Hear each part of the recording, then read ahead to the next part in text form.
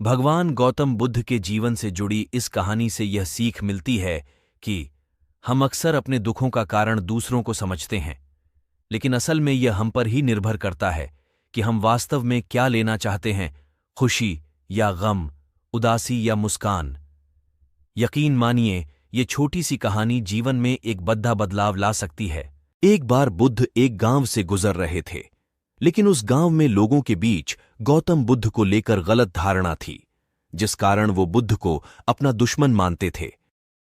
जब उस गांव में बुद्ध आए तो गांव वाले उन्हें बहुत भला बुरा कहने लगे और बधुआएं देने लगे, लेकिन इसके बावजूद भी बुद्ध गांव वालों की बात शांति से और मुस्कुराकर चुपचाप सुनते रहे।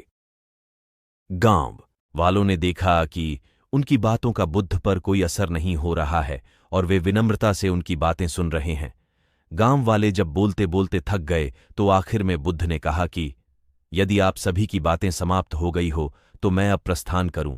बुद्ध की बात सुनकर गांव वाले हैरान रहे, लेकिन उस भीड़ में एक व्यक्ति ने बुद्ध से कहा कि हमने तुम्हारी कोई प्रसन्नता नहीं की है, हम तुम्हें बधुआएं दे रहे हैं, क्या तुम्हें इससे कोई फर्क नहीं पड़ता?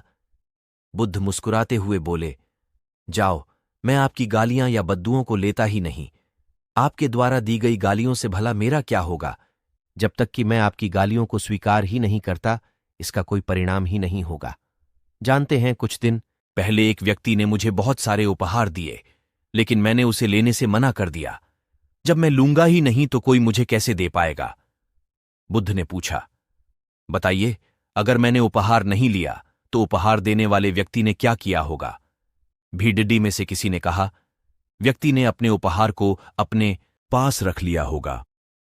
बुद्ध ने कहा, मुझे आप सब पर इसलिए दया आती है क्योंकि मैं आपकी इन गालियों को लेने में असमर्थ हूं और आपकी ये गालियां आपके पास ही रह जाएंगी।